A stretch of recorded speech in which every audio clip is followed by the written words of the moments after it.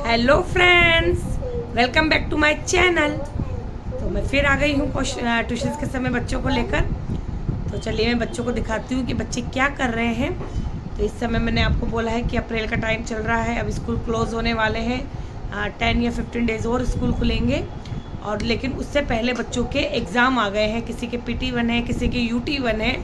तो बच्चे उसकी तैयारी कर रहे हैं, क्योंकि जिनका एक या दो चैप्टर हो चुका है तो उनका टेस्ट ले लिया जाएगा। तो बच्चे उसकी तैयारी में लगे हुए हैं, बच्चे लर्न कर रहे हैं। और जिनके एग्ज़ाम नहीं है उनका मैं खुद टेस्ट ले रही हूँ, क्योंकि उनके जुलाई में एग्ज़ाम होंगे। तो चलिए देखते हैं बच्चे क्या कर रहे हैं, मैं बच्चों को नया क्या सिखा रही हूँ। लेकिन उससे पहले अगर आप मेरे चैनल पर नए हैं तो प्लीज़ मेरी वीडियो को लाइक करें, शेयर करें, चैनल को सब्सक्राइब करें और बेल आइकन को दबाना ना भूलें, ताकि आपको मेरी वीडियो की नोटिफिकेशंस मिलती रहे। और आप मुझे इंस्टाग्राम पे भी फॉलो कर सकते हो। तो चलिए देखते हैं बच्चे क्या कर रहे हैं। ये देखिए, मैं HKG की बच्चों को मात्राएं सिखा रही हूँ। तो मैंने आ की, छोटी ई की और बड़ी ई की मात्रा इसको लगभग सिखा दी है। लेकिन आज मैं इसको पढ़ना और लिखना दोनों सिखा रही हूँ कि बच्चा इसको रीड कैसे करेगा। क्योंकि मात्राएं तो मैंने सिखा दी है, तो बच्चा आइडेंटिफाई भी कर पा रहा है, नहीं कर पा रहा, और उन मात्राओं के शब्दों को बच्चे को पढ़ना आता है या नहीं आता है। तो इस चीज़ के लिए मैंने बच्चे को लिख कर दिए हैं 2 लाइन्स। तो देखते हैं हम कि बच्चा पढ़ पाता है नहीं पढ़ पाता है। मैं आपको बच्चा भी दिखाती हूँ कि बच्चा काफ़ी छोटा है, लेकिन ये HKG क्लास की है।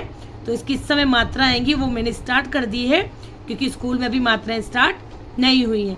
तो देखिए बच्चे को, देखिए बच्चा छोटा है, ठीक है ना। अब बच्चा लिख कर दिखाएगा हमको। बेटा पढ़ के बताओ, ये क्या लिखा है? राम। जोर से बोलो। ये राम। राम।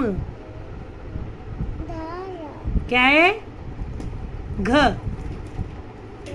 क्या बन गया? घर। घर। चल।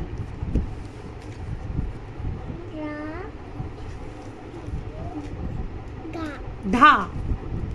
क्या बना? राधा। Very good. तो देखा आपने कि बच्चे ने दोनों लाइन पढ़ ली है। इसी तरह से बच्चे को जब आगे मात्रा सिखाती जाऊंगी, बच्चे को रीडिंग आ जाएगी। तो आप भी बच्चों को जब स्टार्टिंग करें तो इस तरह से बच्चों को आप स्टार्ट कर सकते हैं। ये देखिए क्लास 4th की बच्ची है।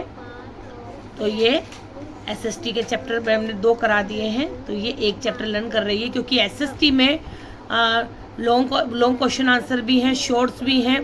तो बहुत सारी चीज़ें आ जाती हैं, फ्लप्स भी हैं, ट्रू फॉल्स भी हैं, ठीक है। इसके अलावा स्टेट्स हैं, कैपिटल्स हैं। तो बच्चे के 2 चैप्टर के अंदर ही इतना कुछ आया हुआ है और बच्चे को लर्न करना है।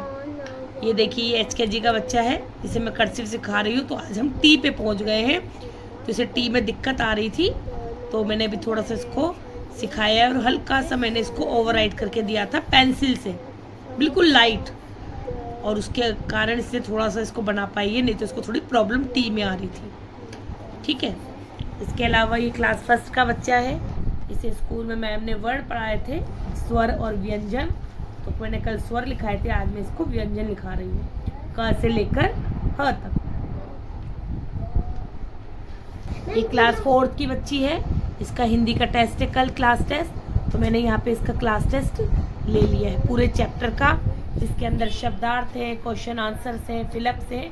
वो सारा टेस्ट मैं यहाँ पर ले रही हूँ। उसके अलावा वो क्लास 1st का बच्चा है। इसे मैंने कंप्यूटर की बुक फिल करके दी है और उसको लर्न करने के लिए दिए 5 फिलअप्स। इसे लर्न करो, और मैंने कॉपी में लिख दिए हैं ताकि ये मुझे लिख कर दिखाएगा। ये देखिए, ये भी क्लास 4th की बच्ची है। ये इंग्लिश के चैप्टर 1 के क्वेश्चन आंसर लर्न कर रही है, क्योंकि इनके स्कूल में भी UT फर्स्ट है। तो देखा आपने कि बच्चे सब अपना अपना वर्क कर रहे हैं, लर्निंग में लगे हुए हैं, क्योंकि है ना बच्चों के एग्ज़ाम आ गए हैं, टेस्ट आ गए हैं, तो बच्चों को लर्न करना है। इसके अलावा मुझसे बार बार ही कमेंट पूछा जा रहा है कि मैम बच्चों को हिंदी पढ़ना कैसे सिखाएं। मैम बच्चों को है ना हिंदी रीडिंग नहीं आती, क्लास 3rd में बच्चा पहुंच गया है लेकिन उसको रीडिंग नहीं आ रही है, तो मैम रीडिंग कैसे सिखाएं। तो ये तो आप समझते हैं कि बच्चा क्लास 1st में था, जिस समय लॉकडाउन लगा था, उसके बाद बच्चा क्लास 3rd में आ गया है। तो ऑनलाइन के समय में बच्चे पे इतना ध्यान नहीं दिया गया है, ना तो पेरेंट्स ने ध्यान दिया, और स्कूल में तो सब ऑनलाइन चल रहा था। तो इस कारण बच्चा वीक रह गया है। तो इस समय पेरेंट्स की जिम्मेदारी थी कि वे बच्चों के ऊपर थोड़ा ध्यान देते और बच्चों को रीडिंग सिखाते। चलो कोई बात नहीं, लेकिन अब भी अगर बच्चा ट्यूशन जा रहा है तो ट्यूशन वाली मैम की जिम्मेदारी है कि बच्चे को स्टार्टिंग से पढ़ना सिखाए। वो कैसे सिखाएंगे कि आप बच्चों को पहले वर्णमाला कंप्लीट करवाइए, क्योंकि कुछ कुछ बच्चों को क्या होता है क्लास 3rd 4th पे पहुंचने के बाद भी वर्णमाला नहीं पता होती कि वर्णमाला क्या होती है, र क्या होता है, स क्या होता है। अगर उससे कभी बोल दो कि बेटा स लिखो तो वो नहीं समझता कि स क्या होता है या ल क्या होता है, क्योंकि उन्हें वर्णमाला की इतनी नॉलेज नहीं होती है, वो भूल चुके होते हैं। तो इसलिए आप पहले वर्णमाला लीजिए, उसके बाद उनको 2 अक्षर के शब्द, 3 अक्षर के शब्द, 4 अक्षर के शब्द, इसको मिलाकर पढ़ना सिखाइए। ठीक है, तो जब बच्चे को इतना आ जाए तो उनकी मात्राएं क्लियर कीजिए और डेली उनको रीडिंग लगवाइए। आप डेली बच्चे से बोलिए कि मुझे आप ये 2 लाइन या 3 लाइन पढ़कर बताइए। ठीक है, तो इस तरह प्रैक्टिस करने से ही बच्चा धीरे धीरे सीखेगा, क्योंकि एकदम से बच्चों को हिंदी रीडिंग पढ़ना नहीं आएगा। कि आप सोचे मैं बच्चों को आज ही मार कूट के पूरा चैप्टर रीड करवा दूँ तो बच्चा ऐसे सीख जाएगा, तो ये तो पॉसिबल नहीं है। इसलिए मैं बार बार बोल रही हूँ कि अभी मई जून का टाइम है हमारे पास, तो 2 मंथ में आप हिंदी इंग्लिश की रीडिंग बच्चों को अच्छे से सिखाइए। इस बात को ध्यान रखिए कि अगर बच्चा आपके पास आ रहा है तो प्लीज़ आप टाइम पास मत करिए, बच्चों को रीडिंग करना सिखाइए। तो इसलिए आप प्लीज़ इस समय ध्यान दीजिए बच्चों पे कि मई जून में अगर बच्चा ट्यूशन से आ रहा है तो बच्चों को आप केवल रीडिंग और राइटिंग इन 2 चीज़ों पे ध्यान दीजिए, क्योंकि स्कूल का कोई वर्क नहीं आएगा आपके पास, आपको कोई ज़्यादा बर्डन नहीं होगा।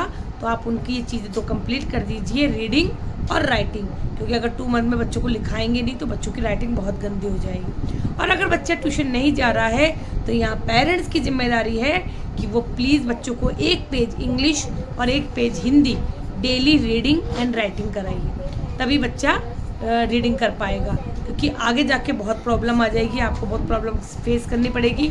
जैसे ही क्वेश्चन आंसर बढ़ेंगे, लेंदी क्वेश्चन आंसर आ जाएंगे तो बच्चा उन्हें लर्न भी नहीं कर पाएगा, क्योंकि उसे पढ़ना तो आता ही नहीं है, तो वो लर्न कैसे करेगा। ठीक है, तो आपको इन बातों का ध्यान रखना होगा, क्योंकि मुझसे बार ये पूछा जा रहा है मैम क्लास 3rd को हिंदी की रीडिंग कैसे सिखाएं। तो क्लास 3rd में हिंदी की रीडिंग नहीं सिखाई जाती, ये चीज़ हम बच्चों को LKG HKG फर्स्ट में सिखाते हैं। लेकिन अब बच्चा 3rd में पहुंच गया है तो आप स्टार्टिंग से बच्चों को रीडिंग करना सिखाइए, तभी बच्चा रीडिंग कर पाएगा। तो आई होप आपके क्वेश्चन का आंसर आपको मिल गया होगा कि बच्चों को रीडिंग कैसे सिखानी है। ये क्लास 3rd की बात नहीं है, अगर बच्चा क्लास 2nd 3rd 4th में भी है तो आप ये चीज़ कर सकते हैं। तो आई होप आपको क्वेश्चन का आंसर मिल गया होगा। तो अगर वीडियो अच्छी लगे तो प्लीज़ वीडियो को लाइक करें, शेयर करें एंड चैनल को सब्सक्राइब करें। Okay then, thank you, bye.